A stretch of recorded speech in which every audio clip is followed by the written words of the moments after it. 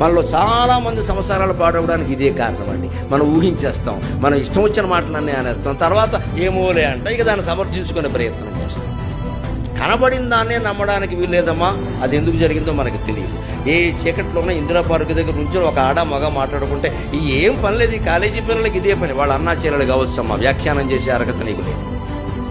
వాళ్ళు ఏదైనా అత్యవసరమైన పనులు, వలస కార్మికులు కావచ్చు, నీకేం తెలిసేది?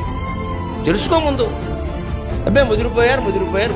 ఈ ముదిరిపోయారని చూడొచ్చు కదా, అడగచ్చు కదా, లేదా వదిలేచ్చు కదా విషయాన్ని. ప్రతి దాని మీద మనం వ్యాఖ్యానం చేయాలా? కనబడిన దాని మీద వ్యాఖ్యానమే తప్పు అయితే దయచేసి ఆలోచించండి. చెప్పుడు మాటలు విని కొంతమంది వ్యాఖ్యానాలు చేస్తారు, అది ఇంకా తప్పు కదా. వారెవరో చెప్పారు, అది నిజమో కాదో నువ్వు తెలుసుకోవాలి కదా. ఎందుకు వ్యాఖ్యానం చేసేస్తున్నావు? ఇంకా విచిత్రమైన విషయం, ఎవరు చూడక్కల్లా, ఎవరు చెప్పక్కల్లా, మన మనస్సులో ఏదో ఊహ ఉంటుంది, అదే నిజం అనుకోవడం. ఇది మరీ ఘోరం. ఇది మనం ఊహించిందే నిజం అంటే ఎలాగా?